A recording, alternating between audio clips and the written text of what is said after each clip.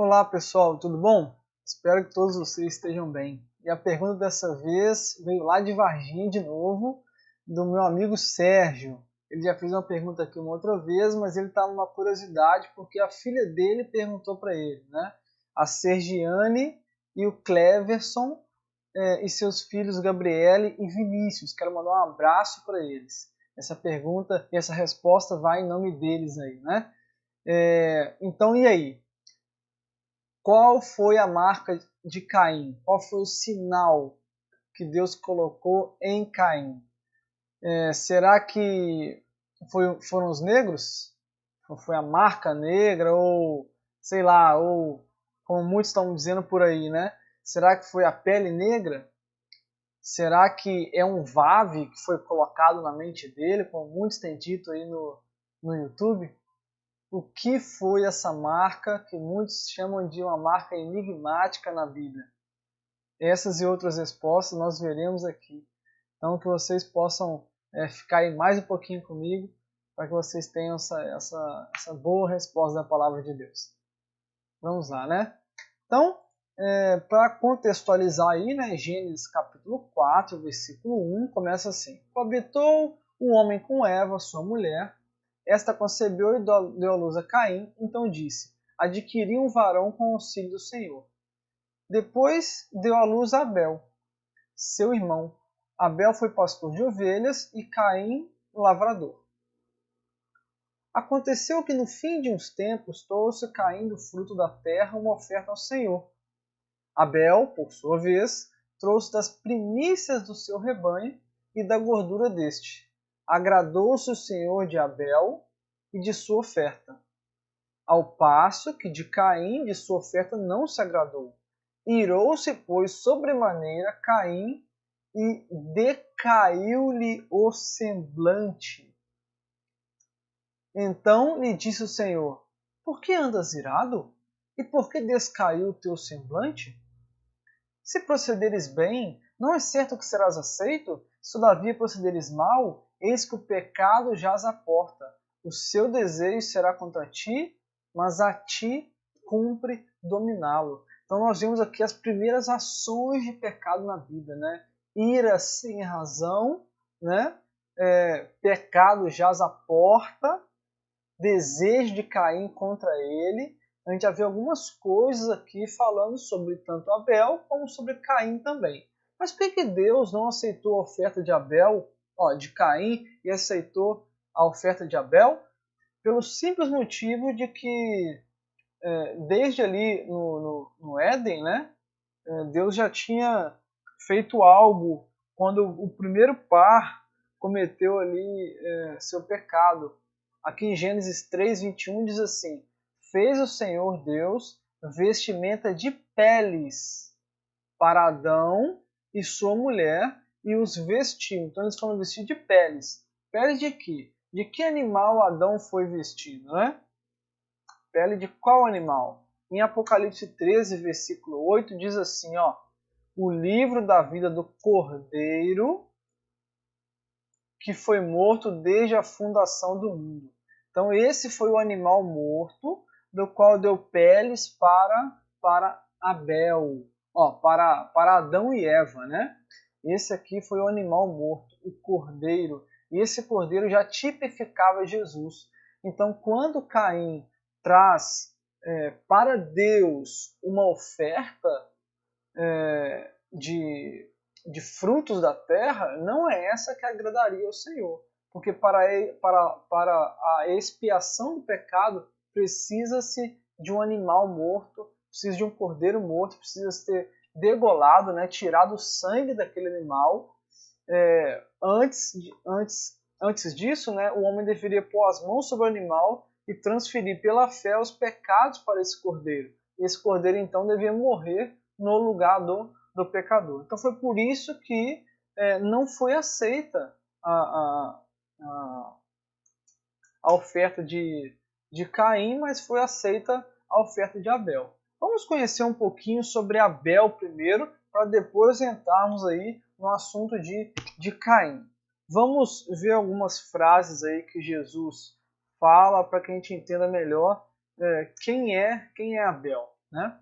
Aqui fala, ó, para que sobre vós recaia todo o sangue justo derramado sobre a terra, desde o sangue do justo Abel até o sangue de Zacarias. Então, Jesus chama Abel de justo, porque ele ofereceu ali o sacrifício que Deus pediu e Deus assim o justificou, né? Isso está em Mateus capítulo 23, versículo 35. Vamos para um próximo texto que está lá em Lucas 11:51. É um paralelo aqui, né? Desde o sangue de Abel até o de Zacarias, que foi assassinado entre o altar e a casa de Deus. Então aqui fala sobre o sangue de Abel. Sim, eu vos afirmo, contas serão pedidas a esta geração. Então, da mesma forma que foi pedido conta a Caim, que a gente vai ver um pouquinho mais para frente, também vai ser pedido contas à geração nos tempos de Jesus, né? Outra coisa também, no livro de Hebreus, capítulo 11, versículo 4, diz assim: pela fé, Abel ofereceu a Deus mais excelente sacrifício do que Caim, pelo qual obteve o testemunho de ser justo, tendo a aprovação de Deus quanto às suas ofertas. Por meio dela, também, mesmo depois de morto, ainda fala. Então, é interessante notar que foi aceito o sacrifício de Abel, mas o de Caim não. E aqui fala sobre dois tipos de sacrifícios, né? Um sacrifício que Deus pede e um sacrifício que o homem dá, né? De acordo com a sua livre, espontânea vontade, com a sua liberdade, né? Com o seu livre-arbítrio. Vamos para mais um outro texto aqui, do livro de Hebreus, aqui mesmo, 12, versículo 24. E a Jesus, o mediador da nova aliança, e ao sangue da aspersão, que fala coisas superiores ao que fala o próprio Abel. Então, o sangue do sacrifício do animalzinho, que foi oferecido por Abel, foi um sangue justo, certo? E o sangue do próprio Abel reclamava a justiça divina, da qual veio pela nova aliança, ou pela realidade da nova aliança, por meio de Jesus, como o Cordeiro de Deus, que tira o pecado do mundo, morrendo na cruz do Calvário. Então, esse aqui é um pouquinho de Abel. Agora vamos conhecer um pouquinho sobre Caim agora, né? Vamos para 1 João, capítulo 3, versículo 11 e 12. Olha o que diz aqui. Porque a mensagem que ouviste desde o princípio é esta, que nos amemos uns aos outros, não segundo Caim, que era do maligno e assassinou a seu irmão. E por que o assassinou? Porque as suas obras eram más e as de seu irmão justas. Então, quer dizer, as obras ou aquele oferecimento do fruto da terra em lugar do animal pedido por Deus, as obras de Caim foram más. Né? E aqui já diz que ele era do maligno e assassinou seu irmão. Então, quer dizer, ele irou, né? E já começou a agir, né? Junto com Satanás aí para assassinar seu irmão. Né? Então, esse era Caim, um assassino, indiferente do seu irmão, que tinha as obras justas, né? E que amava. Abel amava Caim, né? Porque desde o princípio a gente tem esse entendimento que nós os amemos uns aos outros. Então, desde o início, Abel amava Caim, mas Caim odiava seu irmão, né? O assassino odeia, né? E é o que é complicado na atualidade, né? Muitos assassinatos. Vamos para mais um texto, o texto de Judas 1:11. O texto diz assim: ai deles, porque prosseguiram pelo caminho de Caim e, movidos de ganância, se precipitaram no erro de Balaão e pereceram na revolta de Corá. Então isso está em Judas, capítulo 1, versículo 11, né? Mas antes desse ai deles, quem são esses, né? Quem são esses que prosseguiram pelo caminho de Caim? O próprio livro de Judas vai relatar um pouquinho sobre essas pessoas. E eu anotei, vocês podem ler do versículo 1 até o 11 aí, são homens ímpios, libertinos com relação à graça de Deus, que negam o soberano, que praticam homossexualidade, são sonhadores, alucinados, contaminam a carne, rejeitam governos, difamam a autoridade, proferem juízo infamatório, são brutos sem razão e não entendem, e por isso difamam. Então, eu não sei talvez quais desses seriam de Caim, quais desses seriam talvez de Balaão ou da revolta de Corá, mas uma coisa é certa, o caminho de Caim não é um bom caminho para nós, e sim o caminho de Abel.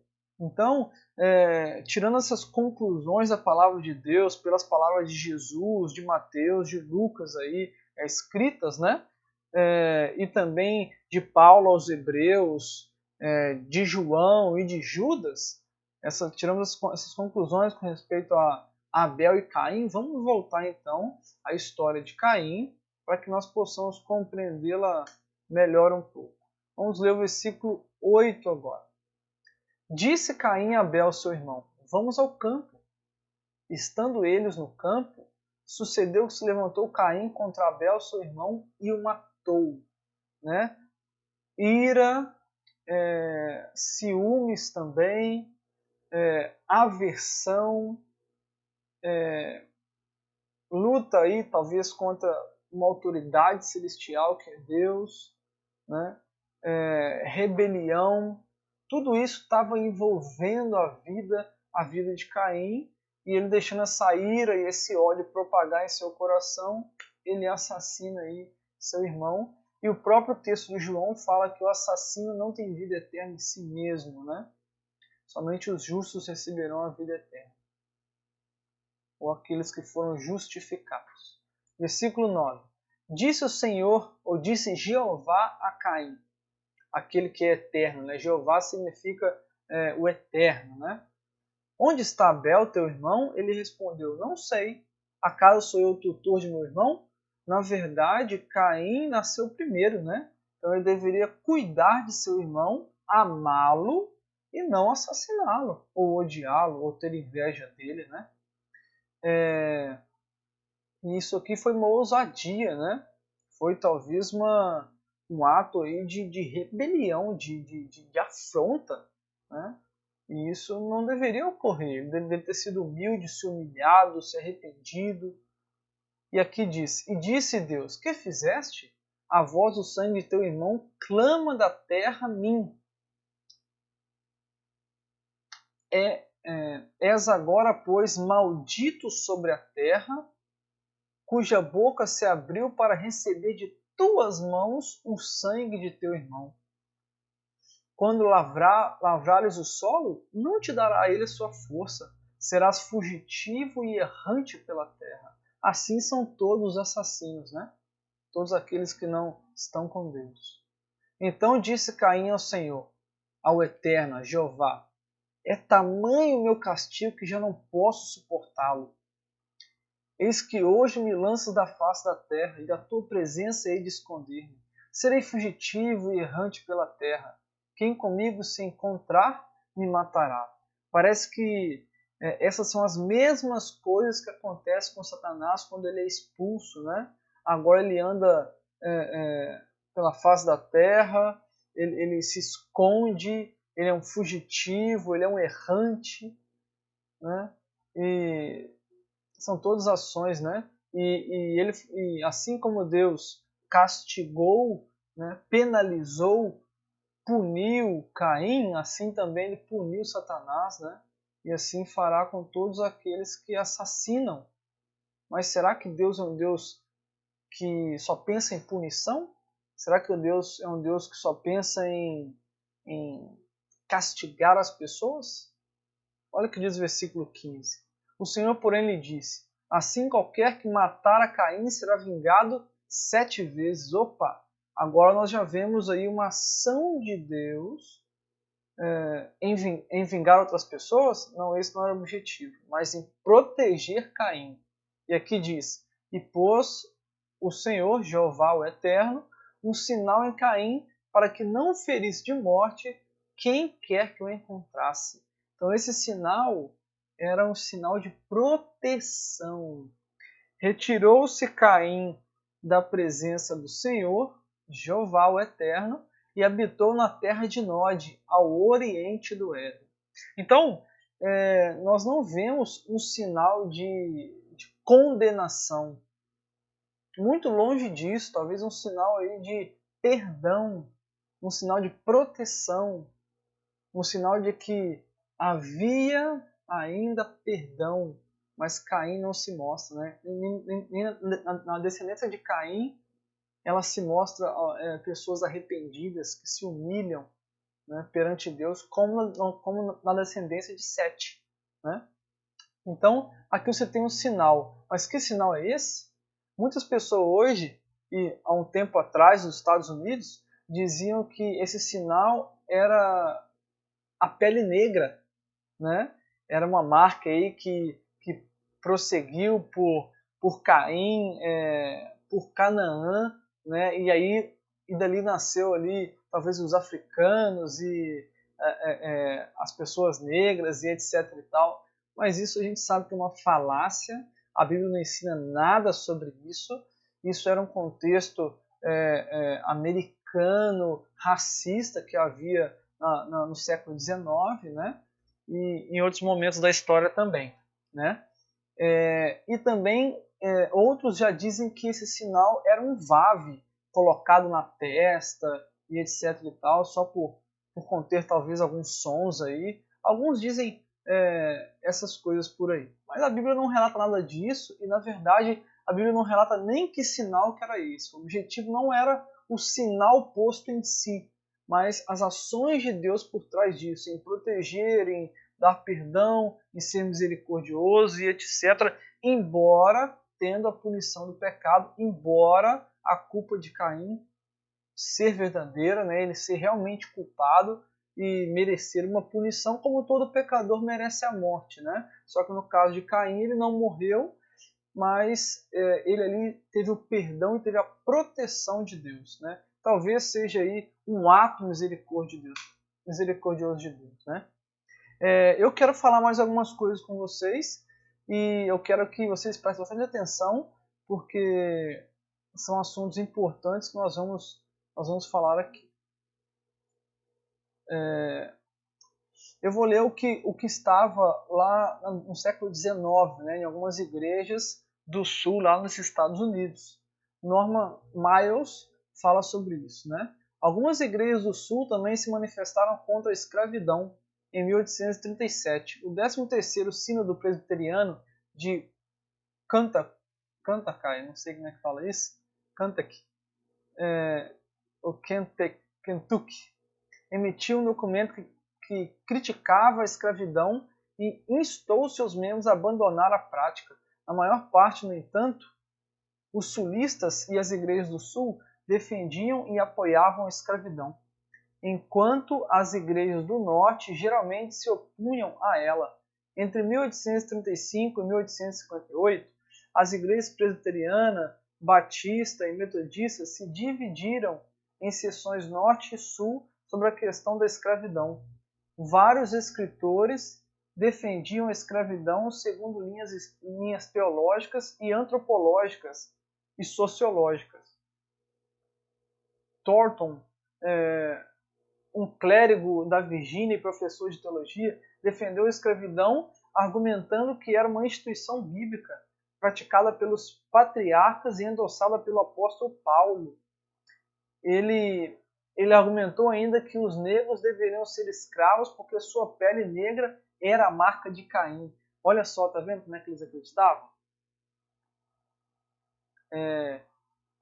Thomas, outro estudioso do Sul, defendeu a escravidão argumentando que os negros eram uma raça intelectualmente e moralmente inferior que pertencia ao nível mais baixo de desenvolvimento humano, que ele chamou de peitoral da lama.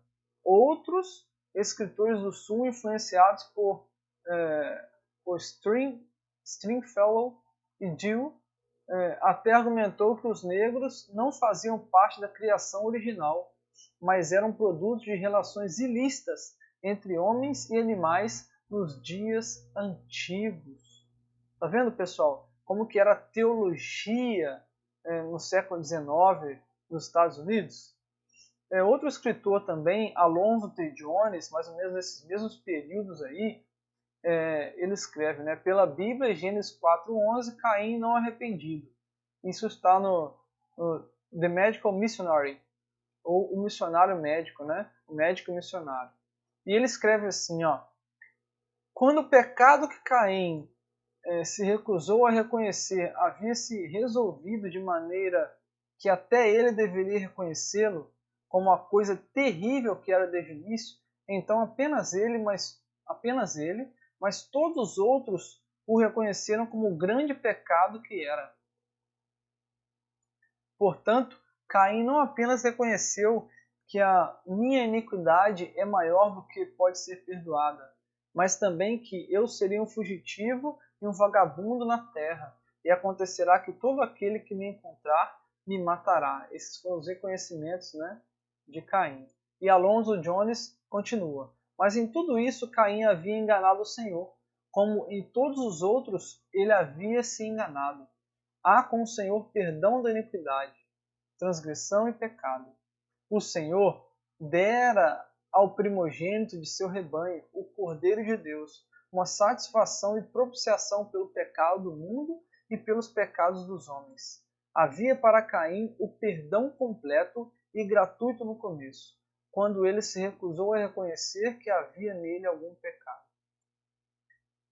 Havia para ele perdão tão completo e livre depois que ele manifestou sua recusa em reconhecer que havia nele algum pecado, e quando o Senhor, por misericórdia, lhe revelou que o pecado está à porta, vendo que o pecado era maior quando se extinguiu do que quando estava à porta, não é maior quando ele fez a mola e realizou o seu golpe terrível do que quando estava deitado na porta, agachado, pronto para saltar para o golpe terrível. Houve com o senhorentão o perdão completo e gratuito, e havia agora com ele o perdão tão completo e igualmente livre, pois ele não muda. E Jones continua: portanto, a iniquidade de Caim não era maior do que aquilo que poderia ser perdoado. Na realidade, não mais agora do que no primeiro. E isso o novo Senhor lhe manifesta em uma maravilhosa manifestação de misericórdia, que nem mesmo Caim, mas também todos os outros poderiam conhecê-la.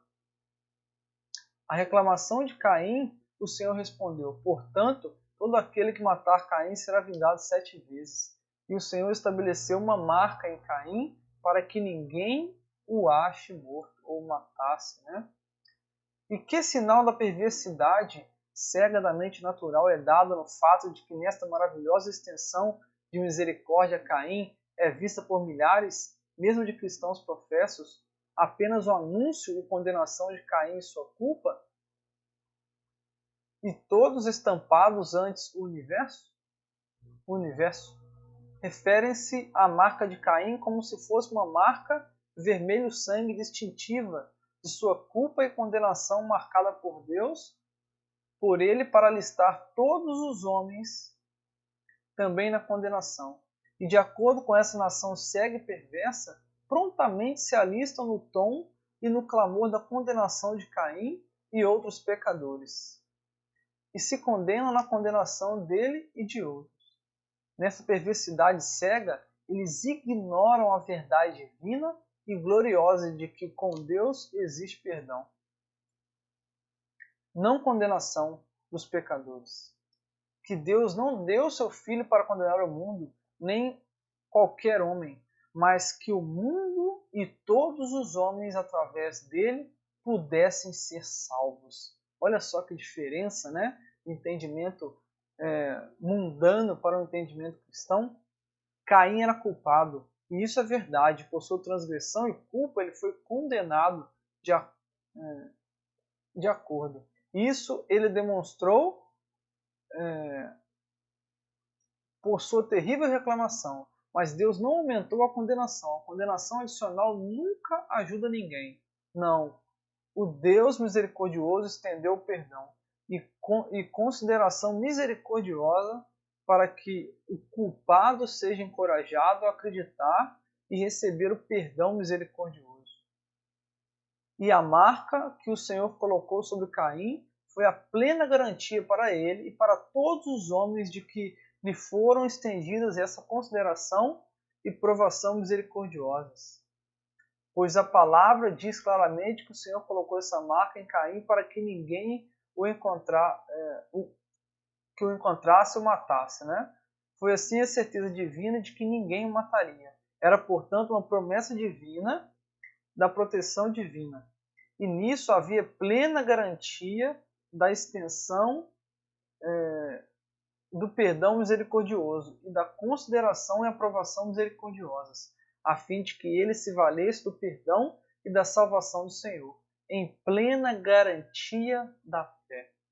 E assim foi pregado o Evangelho em sua plenitude abençoada a todo mundo no caso e para a salvação do primeiro pecador aberto no mundo após a queda. E é triste dizer, como para qualquer fé e salvação de Caim, tudo foi em vão. Ainda assim, Caim permaneceu impenitente, em vez de permitir que essa maravilhosa misericórdia e bondade de Deus o levasse ao arrependimento. Ele fez disso a sanção de sua continuidade na dureza de coração e na transgressão. Isso não é declarado apenas pela inspiração nas palavras de Judas 1,11, como nós já lemos, mas mostra-se na vida de Lameque, o quinto descendente de Caim. Lameque disse às suas esposas, Adá e Zilá, eu matei um homem por me ferir e um jovem por me ferir. Se Caim foi vingado 7 vezes, verdadeiramente Lameque 70 vezes 7. O argumento dele é, Caim matou um homem inocente, alguém que não lhe fizera mal, e qualquer que matá-lo seria vingado 7 vezes. Mas esse homem me machucou, esse homem me machucou. Se então Caim foi protegido e vingado 7 vezes, que matou um homem inocente, um homem que não lhe fez mal, verdadeiramente eu serei protegido e vingado 77 vezes. Quando o homem que eu matara me machucou e me machucou. Assim, a grande misericórdia de Deus para com o pecador era usada apenas para a sanção do pecado, transformando a graça de nosso Deus em lascívia, e negando o Senhor Deus e nosso Senhor Jesus Cristo. E isso só estava acontecendo no Caim, ainda impenitente e endurecido. Na vida de Lameque, o quinto de Caim, surge outra linhagem do mal. Lameque tomou para si 2 esposas. A poligamia foi assim iniciada. E assim, e tão cedo em Caim penitente e sua família foram desenvolvidos e confirmados os 2 males mais importantes do mundo. Poligamia, que aniquilaria a família e a sociedade e transformaria a humanidade em apenas um rebanho. E assassinato, que aniquilaria a humanidade e a própria raça. E é de admirar que em mais 5 gerações como essas a Terra tenha ficado tão cheia de violência e licenciosidade que apenas as águas do dilúvio pudessem efetivamente purificá-la. E que, assim, esses 2 males coroados chegassem a 8 almas, aniquilar a humanidade e a raça. Então é isso aí, pessoal. Isso aí, irmãos. É bem complicado tudo que aconteceu ali. Acredito que o mais importante não é a marca em si, mas sim as consequências dos atos posteriores, tanto de Deus quanto de Caim, né? E aqui diz assim, ó, marca de Caim. Deus deu a cada homem sua obra, e se alguém se afasta da obra que Deus lhe deu para fazer a obra de Satanás, para contaminar seu próprio corpo ou levar outro a pecar, a obra do homem é amaldiçoada e a marca de Caim é colocada sobre ele. A ruína de Deus, a ruína de sua vítima clamará a Deus, assim como o sangue de Abel. Qualquer homem seja ele ministro ou leigo, que procura compelir ou controlar a razão de qualquer outro homem, torna-se um agente de Satanás para fazer seu trabalho, e à vista do universo celestial, ele leva a marca de Caim. Então, uma marca visível e uma marca invisível. Uma marca visível nos tempos de Caim e invisível sobre muitas pessoas que andam nas mesmas obras de Caim. Então, irmãos, muito mais do que saber qual foi a marca, é nós não andarmos nas pegadas e nos caminhos de Caim.